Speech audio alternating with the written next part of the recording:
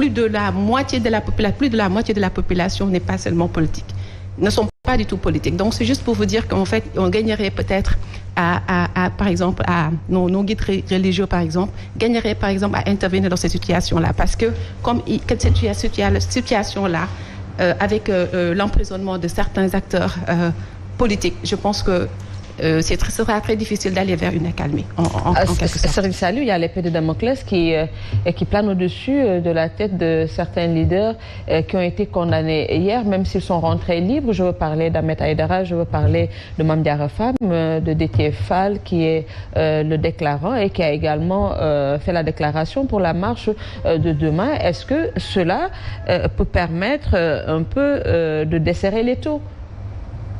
Vous savez, si vraiment nous sommes en démocratie, le problème aujourd'hui ne devait pas se poser dans ce pays-là. Quand je disais récemment que le pays a connu vraiment un recul démocratique de plus de 40 ans, et c'est ça qui le montre aujourd'hui.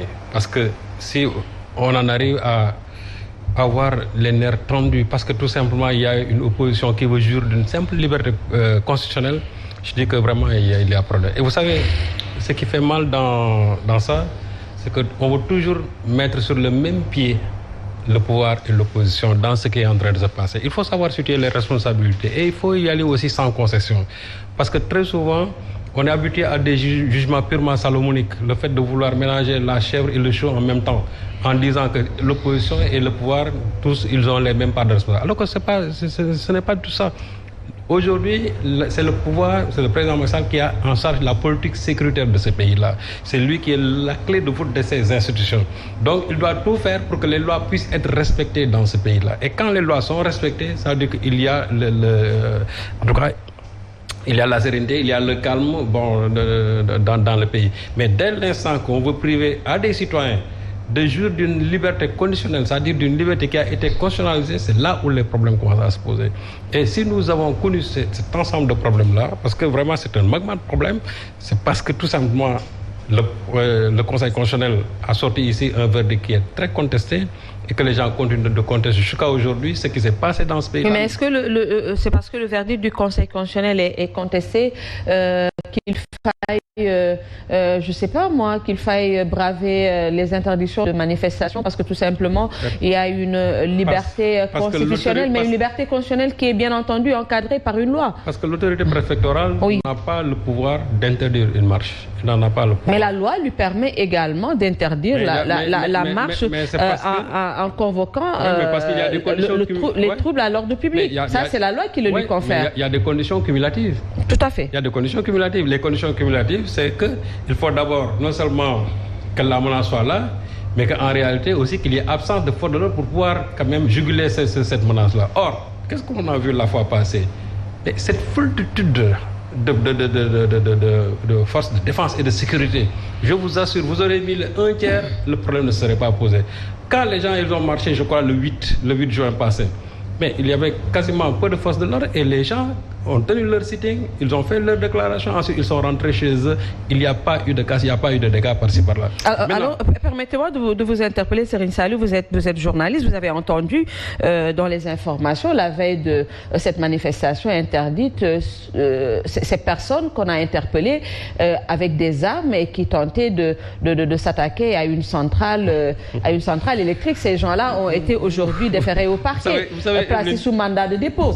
Donc, est-ce que il n'y a pas eu une menace? Est-ce qu'on ne peut pas laisser à l'autorité mesurer cette menace pour autoriser ou pour encadrer ou pour faire quoi que ce soit? Vous savez, Evelyne, et ça m'a fait rire encore. Parce qu'on est arrivé à un moment où même quand l'autorité dit qu'il y a une menace, la population n'y croit pas. La population dit c'est une pure manipulation. C'est ce qu'on en est finalement. Laisse-moi intervenir. Je dis que ça, c'est une histoire à dormir debout. Ah oui. Parce que depuis lors, qu'est-ce qu'on sérine à travers la presse?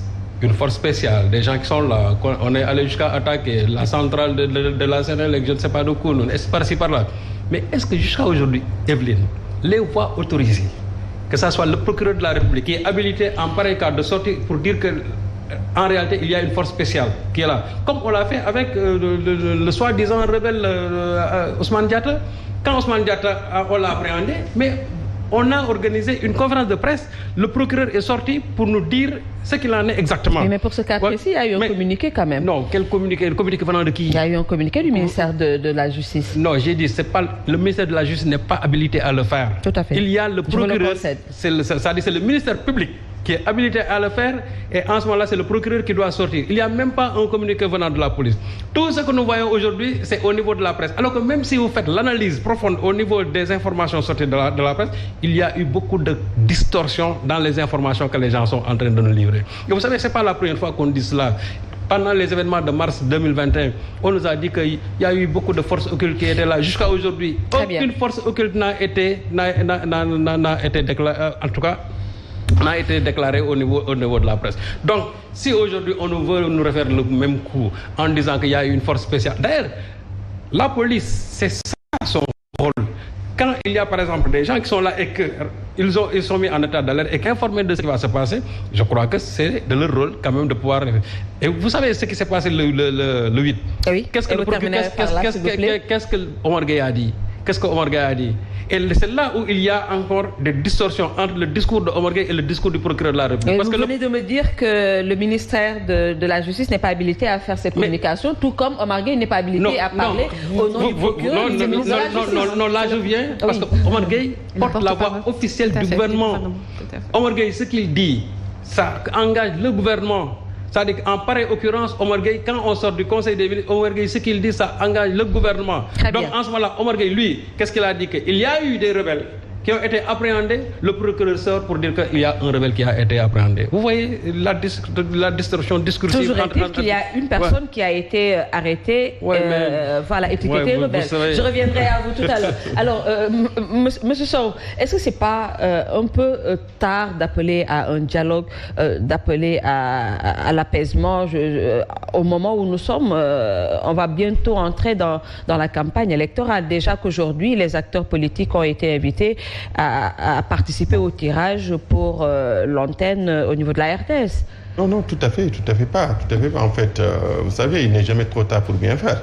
D'autant plus ce que nous cherchons à conserver, c'est la paix, c'est le bien commun du Sénégal. Moi, je pense qu'à ce moment, l'AIS, fidèle à ses principes et à ses positions, a toujours appelé. D'ailleurs, il ne vient pas de le faire. On avait sorti un communiqué il y a de cela après 3 mois. Même avant cela, on avait animé un séminaire au niveau d'un hôtel de la place, d'une résidence de la place, pour effectivement essayer d'appeler les protagonistes vraiment à cultiver la paix, à avoir un discours de paix, un discours de dialogue et de réconciliation. Arrivé à ce stade, moi je pense qu'il est maintenant actuellement c'est trop tard d'entrer dans les détails. Est-ce que le procureur a dit la vérité? Parce que c'est ça qu'on veut. À cela qu'il s'agit. Est-ce que le Conseil constitutionnel a dit le droit ou pas? Moi, je pense qu'à ce niveau, on a dépassé ce niveau actuellement. Moi, ce qui est plus important et ce qui est essentiel, c'est qu'on puisse amener tout et chacun à mesurer la responsabilité qui l'incombe. Que même une élection ne vaut pas qu'on mette le pays en feu et ensemble. Ça ne mérite pas cela. D'autant plus que c'est le devenir de toute une nation qui est en jeu. Moi, je pense que c'est les intérêts des uns, l'intérêt général prime sur ça. Donc, de toute façon, je pense que c'est de cela qu'il s'agit. Donc, moi, à mon sens et au sens de l'association que nous dirigeons, nous appelons tout chacun à avoir de raison gardée et à mesurer la responsabilité. Est-ce que vous avez essayé d'approcher ces acteurs politiques au moins de manière individuelle? Tout à fait. On est en train de développer une diplomatie souterraine. Et d'ailleurs, nous ne désespérons pas que demain, Inch'Allah, on pourra peut-être annoncer, même si trop tard, que peut-être la marche a été annulée ou bien ça a été autorisé. Parce que c'est dans les deux sens qu'on nous menons notre diplomatie. Mais de toute façon, même le pouvoir, il a intérêt à ce que les gens se calment. C'est ça, c'est dans son intérêt. Parce que c'est lui qui travaille, c'est lui qui doit présenter un bilan.